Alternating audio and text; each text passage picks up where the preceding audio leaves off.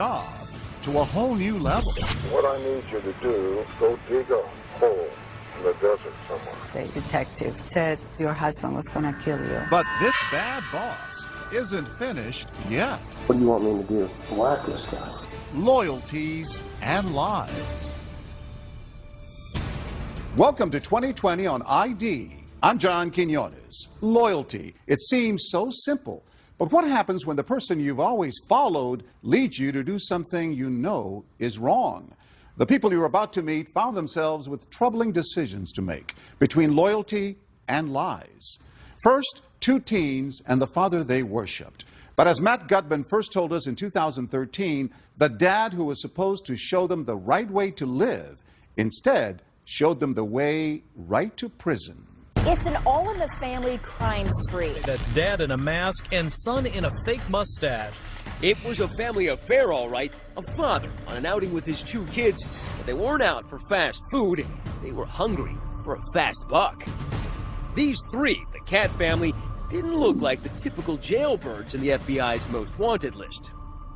Nope, they looked like they belonged in your church group. The balding dad, his pimpled son, and the pretty blonde sister, still a high school senior.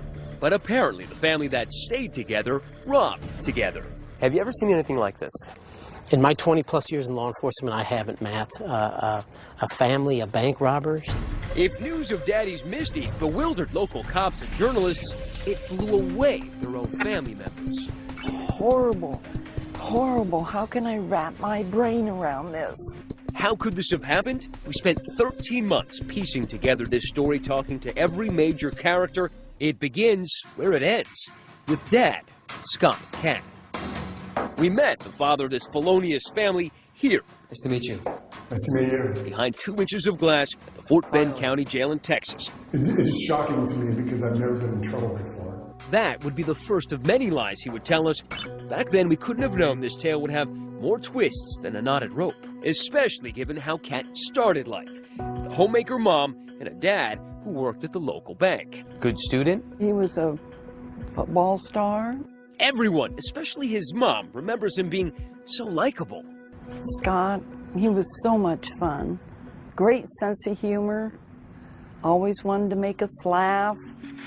Scott Cat fell in love and married his high school sweetheart, Beth, a champion swimmer. She called him her handsome cowboy. What was Beth like? Beth? Oh, very, very loving. Good mommy. Terrific mother. It seemed like they had it all. They really did. He became a structural engineer, and the all-American family settled into a 4-bedroom house with a front porch tucked into Oregon's wine country. They both had great jobs. They both had great cars. They had the 2 kids. They had the dog. Everything that you work so hard to do. Money, family, love. Scott and Beth had everything until Beth was diagnosed with breast cancer.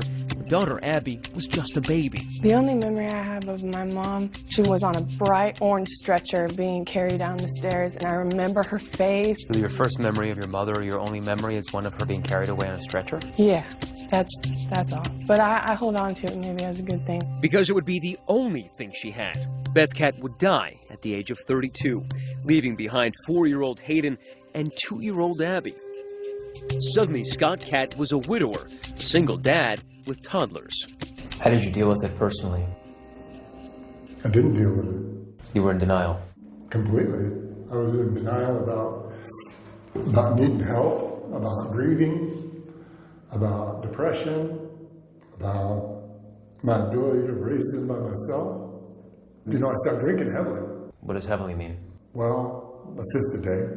A fifth of vodka or Jack Daniels a day. It's a lot of booze. It's a lot of booze. While Dad was drowning his sorrows, the kids were thriving in the pool. The star swimmers were also decent students, and when he was sober, their dad was the proud president of the swim club. And the kids idolized him. He was my best friend for a long time. He was a whole lot of fun, loved water parks and Disneyland almost as much as the kids. We'd all be on the ride together. It was just fun. We were all screaming and yelling, and he went on all the rides with us, and that's cool. So cool that he was really more a friend than a parent. There wasn't really a disciplinarian. I mean, there was no one there hounding us to do homework or keep up our grades. I knew it wasn't normal, but to me it was my normal. Abby and Hayden, by this time young teenagers, soon realized Dad was fun, but they could only rely on each other. We were very close. My sister's the only consistent thing I've had my whole life, and I'm the only consistent thing that she's had too. Well, my brother's my best friend. He was basically the only one that was there for me. I can just look at her and know what's on her mind, what she's worried about. What Scott's kids worried about most, their dad's drinking. Some of it in plain sight. There were arrests, there was brawling, disorderly conduct, and a new, more expensive vice, cocaine, he says. I'd say probably 3 or 4 grams a week. Scott partied away their savings. They went bankrupt. They lost their home. The lights went out. For a fresh start, and Scott says a new job, Cat traded the Oregon greenery for this scenery. An apartment in a Houston suburb with a whole lot of banks nearby. Money was tight, and I was really depressed. And, you know, I had complained to him saying, you know, if we didn't have to worry about money, there wouldn't be any of the stress or any of these negative things happening in our life.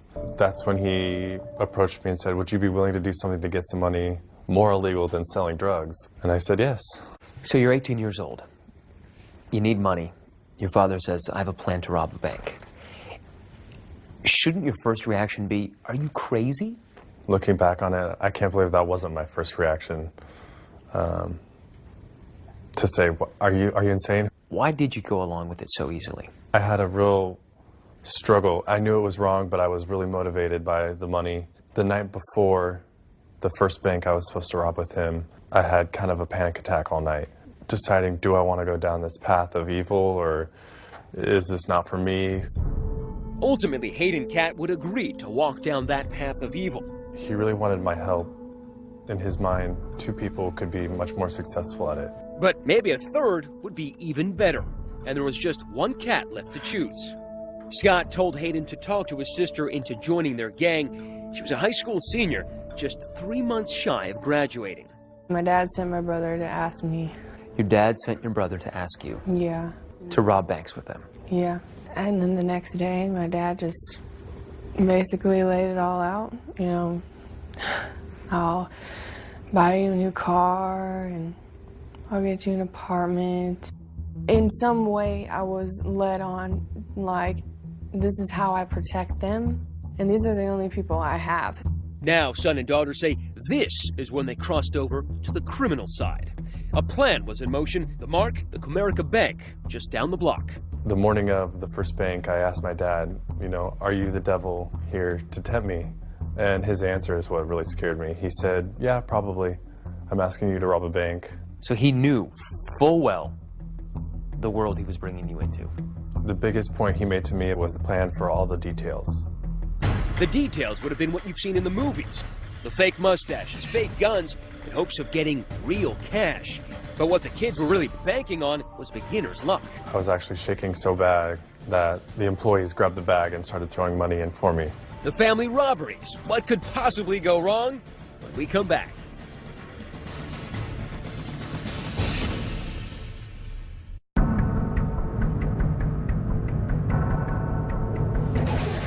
.93-degree Texas heat. The Cat family wasn't headed to a water park, but to a stick-up, a small bank in a strip mall. The man with the gun was Scott Cat, and along for his first heist, his apprentice, his 20-year-old son, Hayden.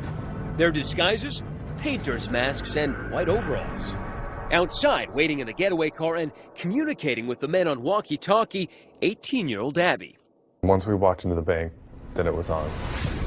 I was running on so much adrenaline and so amped that I wasn't even really feeling anything. 2 individuals walked into the bank, and they ordered the tellers and everyone into the vault. Did they say anything? Put your hands up and get into the vault. He was the muscle with the gun, and I was the money guy. Both men are big, over 6'3". Their sheer size and the gun enough to terrify customers. But it's a novice bank robber who's quaking in his boots. I was actually shaking so bad that the employees grabbed the bag and started throwing money in for me. In Hayden's hands, more money than he'd ever dreamed of. How much does $50,000 weigh? I'd say about 15 pounds.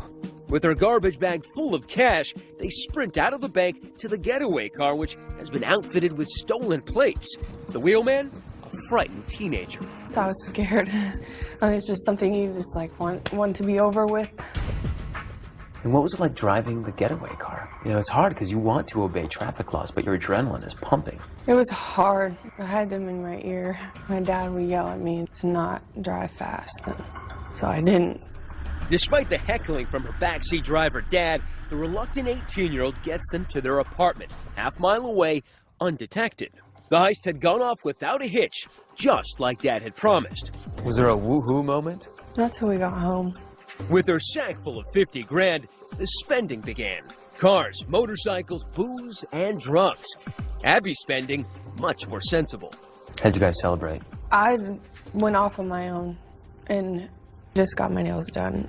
In fact, the money came so easily and went so fast, within 2 months they burned through all their loot. Time for another bank job. The First Community Credit Union, just a few miles from the scene of their first crime. Before the hit, Abby cases the bank. That's her smiling and grabbing brochures from a bank employee. 11 days later, it's the same drill, new disguises. Ditching the painter's overalls for safety vests to blend in with nearby construction. They walked into the bank with orange construction vests on. Did you carry a gun in there? No. We used a BB gun. But it looked real. Yeah. I remember a few people's face still. What was the reaction? Total shock.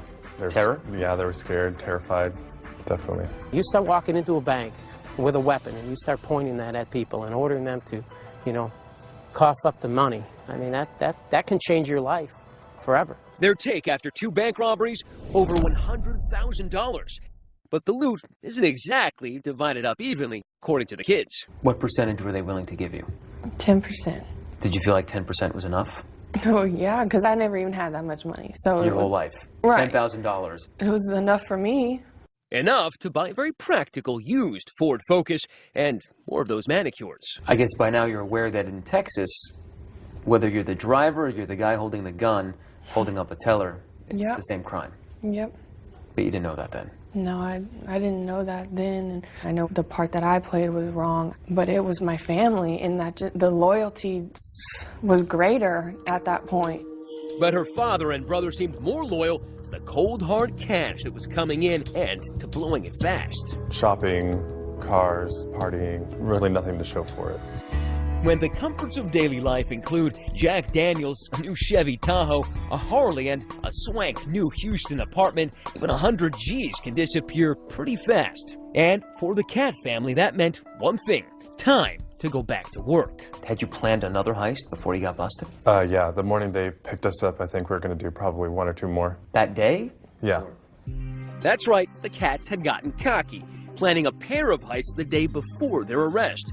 It got to a point where I thought my father knew what he was doing so well that there's a risk involved, but the risk was so minimal. But that would prove to be wishful thinking because, as we all know, where there are robbers, there are also cops. And the cops were already on to them. On the surveillance video from the latest heist, they picked up a detail that would impress even Sherlock Holmes. The vests looked new. They actually had creases in them. Because they were creased, you figured they were new. And because they were new, they must have been purchased somewhere nearby. We were able to tie those 2 vests back to a local Home Depot. And those vests were purchased with a MasterCard debit card that went back to Scott. By using that MasterCard, Scott Cat might as well left his calling card. And there his kids are using it in Home Depot to buy the gear they were about to use in a bank heist. It was just the break detectives needed, and the Cats were in the bag. When Scott was arrested, the detective that actually made contact with him told him, well, you're under arrest for bank robbery.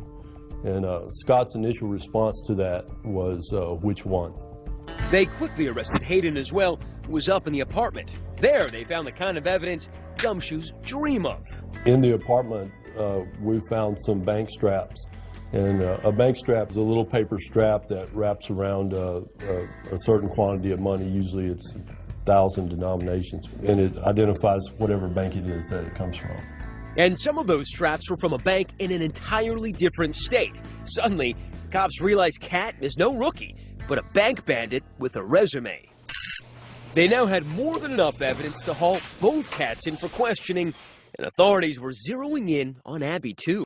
Abby called and she was yelling at me. I'm in jail and I need $10,000 to get me out of here.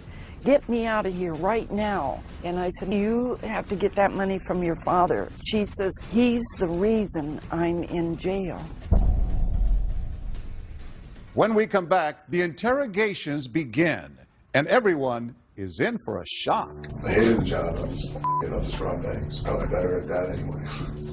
And his children weren't the only family members he'd conned. I picked up our local newspaper and I said, oh, son, if I didn't know better, I'd say that was you. Stay with us.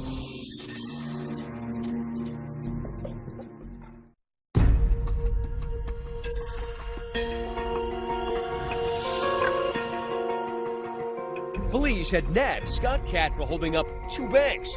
He wasn't the only cat in the hot seat.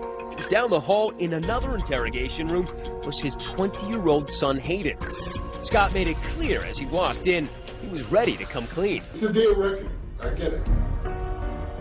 Investigators were expecting to hear about the 2 heists in Texas, but they were about to learn that Scott Cat's secret life of crime dated back to the Clinton administration. He didn't even ask for a lawyer before he started spilling the beans. First, federal savings and loan.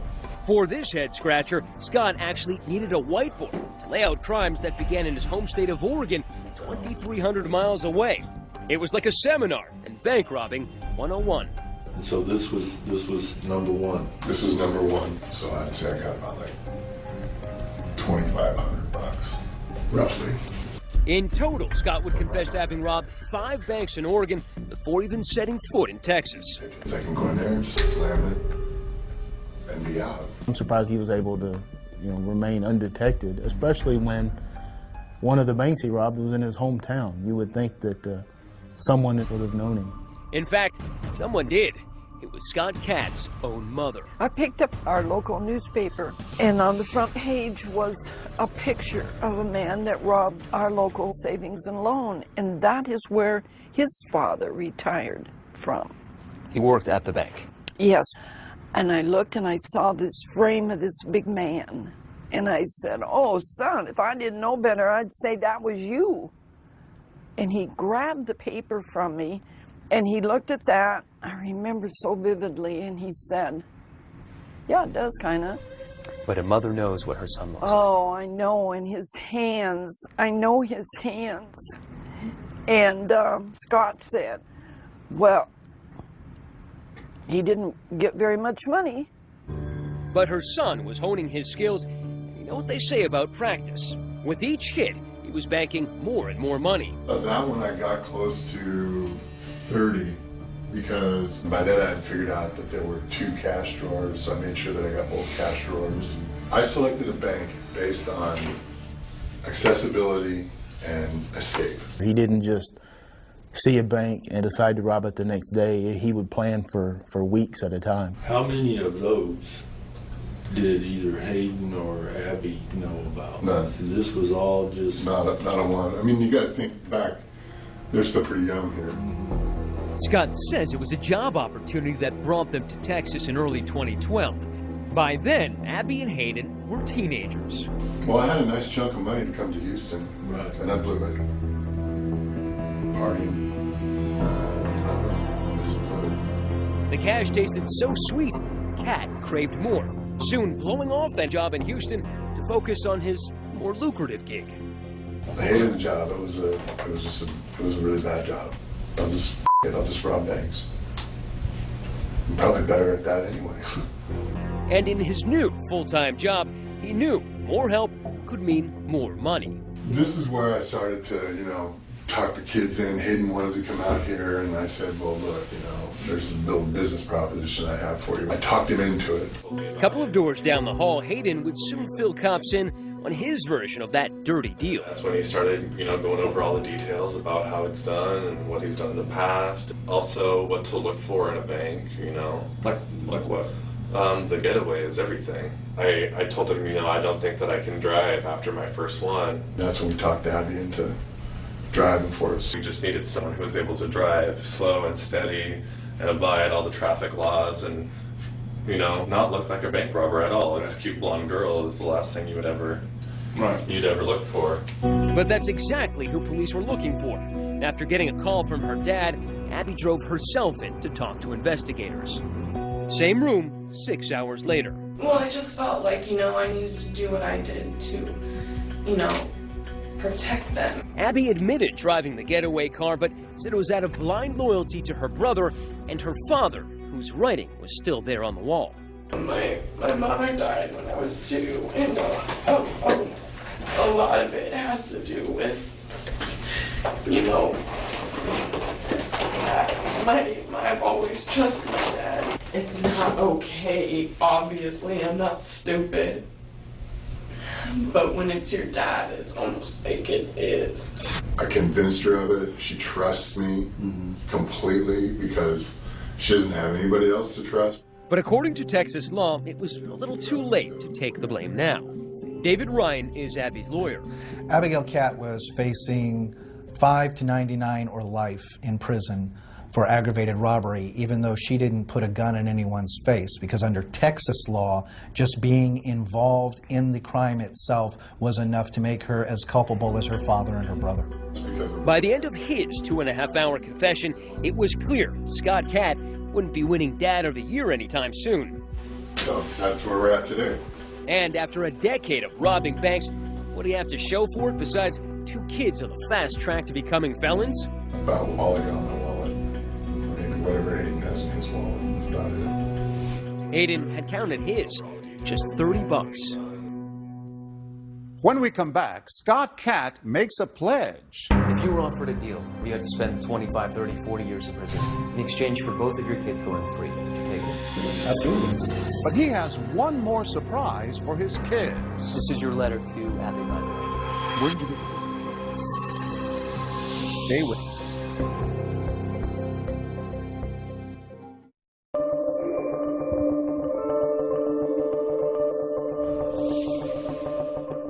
The pretty house with the wraparound porch in Oregon is now in the Catt's rearview mirror. Their new home is the big house behind the bars of the Fort Bend County Jail in Texas. The family had been held in separate cell blocks and hadn't seen each other in over a year. Jailhouse life had taken its toll. Scott said there wasn't enough food and he'd lost more than 70 pounds, almost unrecognizable to his own mother when we showed her footage from our interview. He's a old man. $2,000 a week. Yeah. He doesn't look the same. Oh, I miss him. He's old. I don't want to see anymore. She's heartbroken by what her son did to the grandchildren she'd helped care for after their mother died. It's so hard. I wish I knew why he did this. I will never know. When we sat down with Scott, he wanted us to believe he was a changed man, a father who would do anything for his kids. If you were offered a deal where you had to spend 25, 30, 40 years in prison in exchange for both of your kids going free, would you take it? For them going free? Absolutely. What about life in prison? Sure. Would you have said you were a good father? I thought I was. Do you think you are now? I have the serious doubts. I mean, I think that we're all sitting in here right now because of my inability to be a parent. What would Beth say, your first wife? What would she say about you dragging your kids into... I can't even imagine. Can't even imagine. I'm really ashamed. My mommy. That's when he cries. About my mom. He wouldn't cry about his kids, but he cried about his wife. Yeah. In fact, as we would learn, he would put in pen and ink how little he cared. Abby's lawyer gave us letters from their dad in which he encouraged them to do hard time so that he could do less of it. With this new information, we went back to confront Scott, this time face to face. This is your letter to Abby, by the way. Where did you get this? It's your handwriting, isn't it? Yeah, it definitely is. And it's your letter. Yes. You told me recently that you would be willing to spend life in prison in order that your kids do not spend time in prison. I would. But here you are asking her essentially to do time For you? Yeah, I was trying to manipulate. I'm trying to get something. Who are you manipulating? I'm trying to get everybody something that they can live with. Everybody, you got your kids involved in this. And you're asking them to do time for you. It says it right here. I do believe that you doing prison time will be good for me, and I know that wasn't an easy choice for you. And that's what she said to me in the previous letter, that she was willing to do that. Wouldn't most parents say, try to dissuade their children, say, please, don't admit to anything.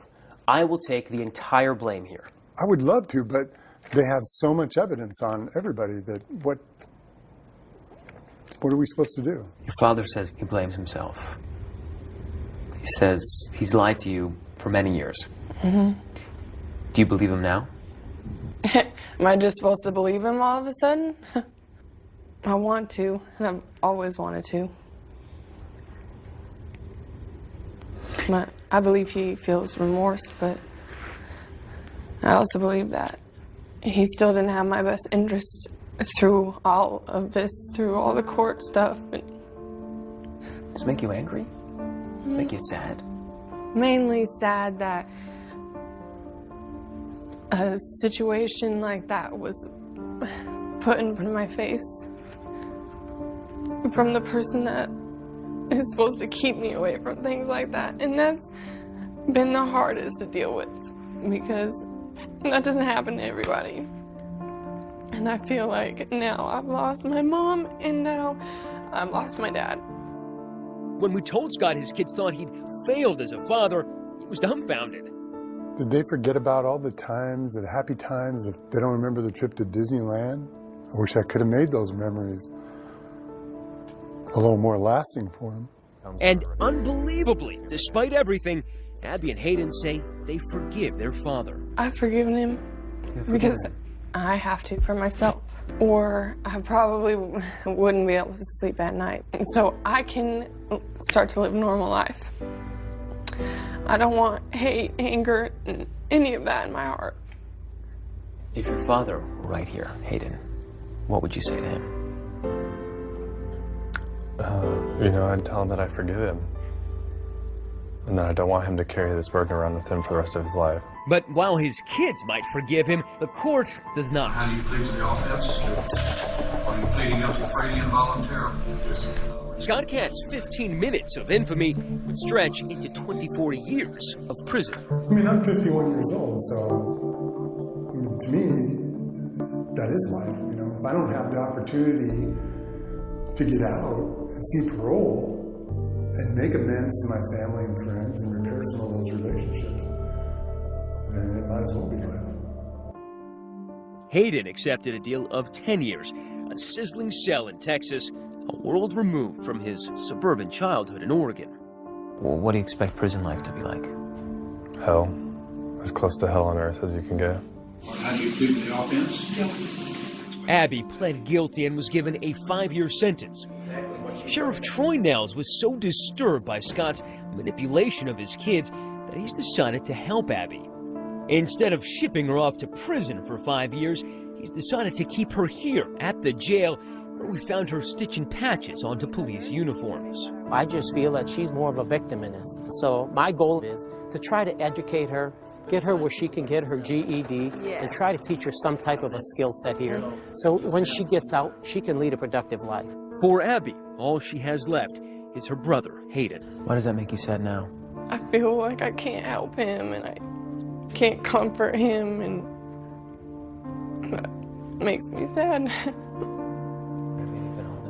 Making an unprecedented gesture, Sheriff Troy Nels allowed us to bring them together one last time before they served their sentences. Brother and sister haven't seen each other in a year since the day of their arrest. Hayden is brought in shackled, hand and foot. And the jailhouse rules were strict. No touching. The soulmate siblings couldn't seem to help, reaching out. Abby. Breaking one last rule. Are you doing okay? Yes. Okay. I'm just happy to see you. Yeah, me too. Abby, I'm sorry, okay? I don't blame you for anything, Hayden. Just know that I love you forever.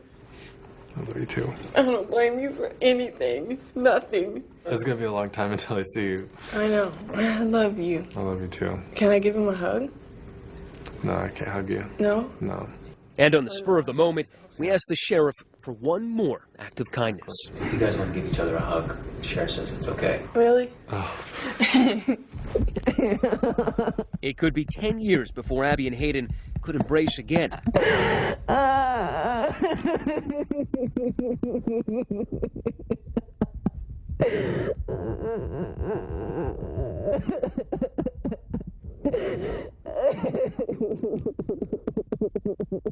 Listen closely. Our mic's picking up Abby's heart, pounding. It'll be okay. I know. It's just going to be a couple of years until I can see it. I love you. Abby, I love you too. I know.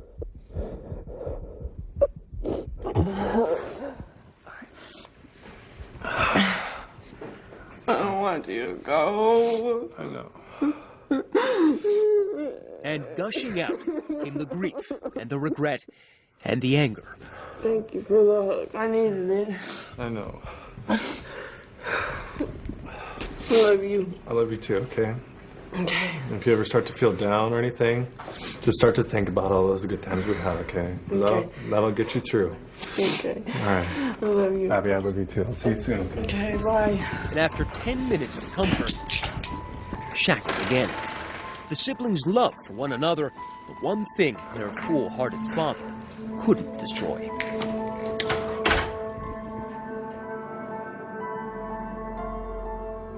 As of 2015, Scott and Hayden Catt remain in prison. Abby hopes to attend college upon her release with the help of a woman who saw her story on 2020. She and Hayden stay in touch by writing to each other as much as they can. Coming up, an impossible boss and the employee at his beck and call. I needed a job and I had a family, so I did what I was told. But just how far would he go? Go dig a hole in the desert somewhere. When we come back.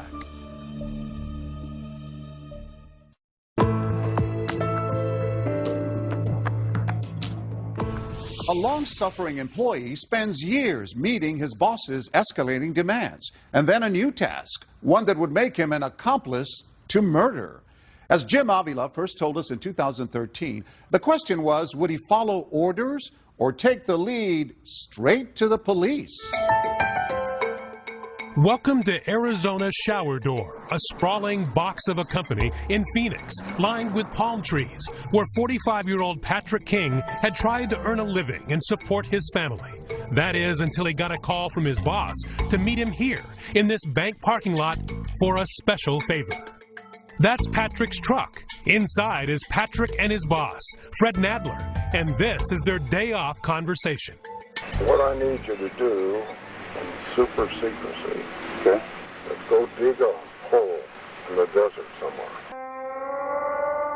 Dig a hole in the desert? Sound odd, even suspicious?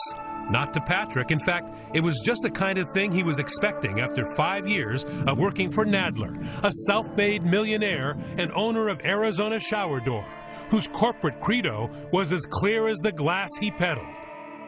This is my company, you work for me, and if you don't like it, there's the door. Was he serious? Oh, yeah. Patrick started out as a crane driver, but quickly became Fred's right-hand man. And what kind of boss was he? Ruthless. So ruthless that Patrick says he was working 85 to 90-hour weeks, but only being paid for 40. I missed my kids being born. I didn't take any time off. He made me come back to work 4 or 5 hours later. And if Patrick had any objections, he said Fred had a special way of reminding him who was boss. He made me carry a paycheck stub that said Fred B. Nadler on it. 2-3 times a week, I'd have to pull out a paycheck. And he goes, "Who signs your paycheck?" And I said, "Well, it says Fred B. Nadler, sir." He goes, "Are we clear?" And I said, "Crystal clear." And he wanted you to do whatever he said? Whatever, no matter what it was or what time of the day. Personal, private, business, anything? Everything. Including, he says, spying on his boss's wife. He had me get a phone with his wife and hidden GPS in it and track her 24 hours a day, 7 days a week. And I complained about a lot of the stuff there and not wanting to do it, but I needed a job and I had a family, so I did what I was told. But Patrick's connection with Fred's wife would reach far beyond her cell phone signal. Libby Nadler, like Patrick, was living in a prison of her own, under the thumb of a controlling husband, who she says ran the home just like his office. Everything was fine as long as I went along with it, with whatever he did. He would just tell me if I didn't like it, I could leave. Not all of their 18 years of marriage had been like that, of course. When he told me that he wanted to marry me, he told me that we were going to have a wonderful life. And it was. Trips, a nice home. They even adopted and raised 2 children together. But Fred, she says, always was clear about one thing. He didn't like to spend money. He only liked making it. In his mind, he thought that everything was his. He didn't want to share, not with me, not with anybody else, as long as he was alive. Which meant divorce would be a little tricky. That's when, according to Patrick, Fred's behavior took a twisted turn. He started dropping these little subtle hints and say stuff like, "It's getting me a lot of money for you." Coming from a boss who allegedly thought worker pay was optional, the promise of a big bonus seemed to Patrick a major red flag. Sure enough, 3 days later, my phone rings, caller ID, and it said Spike on it. And he goes, "We need to meet." Which brings us back to this parking lot. And as soon as I stopped here, he got up, started walking over. So he comes over, and as soon as he gets in, I hit record on this recorder. And I have it sitting right here, and I push record, and I set it right here on the ledge. We're sitting here talking. What I need is somebody I can trust. That's me. Let's go dig a hole in the desert somewhere. That's easy to do, especially in Arizona. That's right. You got to do it at such a time and a place that nobody can see you do it. He finally said, you know, she filed for divorce. She's going to ruin the company. There's going to be 180 employees and families out of work. You're going to be the savior. You're going to save the company. I was just like, you know, I didn't want to believe it. I will give you a bundle to put in that hole. Okay. I'm not telling you what's going to be in the bundle. Be wrapped in a blanket or a sheet or something. And just be quiet. So that's easy. The rest of your life. He pulls out a stack of money wrapped in a yellow band, $1,000 on it. He goes, you know, just for showing up, I'm taking care of you, and he throws it at me. So this man who never gave you anything, maybe $20, gives you $1,000 all of a sudden. And Fred, he says, promised more. $10K every year that Patrick stayed with the company and kept his trap shut. That Patrick could not do. Instead, this loyal worker had enough, immediately going to police and handing over that tape. Fred was arrested that evening, Libby watching as he was handcuffed and taken away from their house. The detective said, your husband was going to kill you. I told the police that's not true. No, I didn't believe it. When did it sink into you? That question is very hard because I still can't believe it. Sometimes you don't realize it when you are with a controlling person what the outcome would be. Patrick foiled all this. Patrick saved your life, right? He did. He's my angel, and I keep telling him that. And that angel dutifully returned to work the following Monday to report to his new boss. Actually, 2 new bosses, Fred's sons. You save a woman's life. Bad guy's in jail. They gave you a raise and a hearty handshake when you got back to work, right? No. His reward for saving a woman's life? Patrick was put on paid leave. Then, he says, out of the blue, 6 months later, he was sacked. His parting bonus, a phone call from the prosecutor who was about to take Fred Nadler to trial. And he goes, we have him hiring somebody to come and kill you before the court date. He doesn't want you on the stand. You have a seat right here, buddy. Fred, according to prosecutors, was up to no good, even from behind bars. Nope, it's us alone. Caught on tape again. And this Santa Claus lookalike had an early Christmas gift for his ex-wife and former employee. Yeah, apparently you got a job you'd like me to do. Yes, sir. I've got 2 jobs. I'm going to need names. I'm going to need where they live. I'm going to know what you want me to do. Well, Patrick King. What do you want me to do? Whack this guy. Okay. Who else? My ex-wife. There's going to be a lot of scrutiny with these 2 people passing. significant people in my life. That's caused me a great deal of problems. But Nadler had more. The hit on Libby required some special handling. You have dogs? Yes. 2 little dogs, they only stand about this high. Meet Fritzy and Shotzi, who Fred apparently wanted the hitman to take care of as well. They're my love of my life. If there's anything I do love that's left, it's my 2 little puppies. So I just like to make sure if it's a day or 2 before somebody finds someone, that they have plenty of water and there's a bag of dog food in the laundry room. Just make sure they got a little something to eat for a while. Nadler might not see Fritzy and Shotzi for a while. He's charged with conspiracy to commit murder and conspiracy to commit abandonment of a body. Even though the ordeal has turned his life upside down, Patrick says he has no regrets. You're a working man, right? You're struggling to make life good for your family. Here's a guy who's offering you at least 10 grand. Were you ever tempted in any way to go on with this? No. I don't care if he would have whipped out $1 million right there on the spot. It would have been the same outcome.